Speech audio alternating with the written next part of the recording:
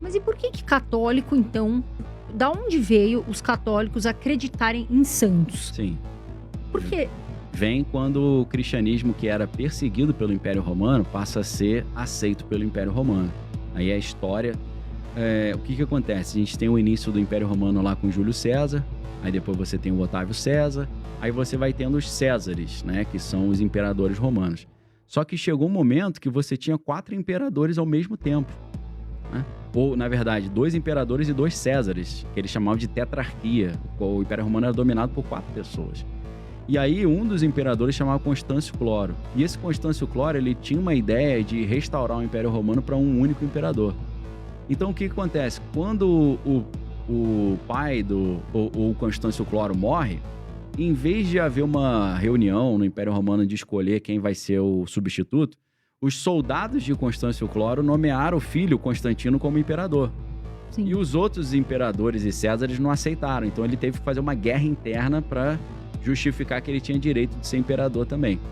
E aí ele cria uma propaganda baseada no que o pai falava, um só Deus e um só imperador. Ele queria ser o imperador sozinho. Então ele monta uma estratégia muito sábia, porque ele percebeu que os cristãos, apesar de serem perseguidos, a gente está falando do ano 300 depois de Cristo, os cristãos, apesar de serem muito perseguidos, era uma parte enorme da população do Império. Então, boa parte do Império Romano era composta por cristãos. Então, se ele tivesse o apoio dessas massas, ele conseguiria chancelar a sua ideia de não só ser aceito como imperador, mas ser o único imperador. Então, ele cria esse slogan, um só Deus e um só imperador. Ele diz que ele estava passando por uma ponte e ele teve uma visão de uma cruz, e nessa cruz estava escrito em latim, in hoc signos vinces, ou seja, com esse símbolo você será vitorioso.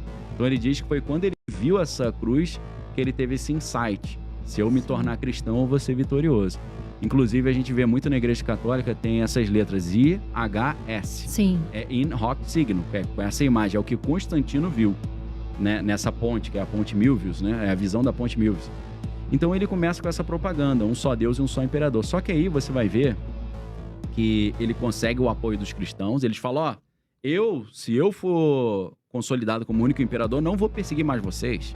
Inclusive, a gente vai tornar o império um império cristão.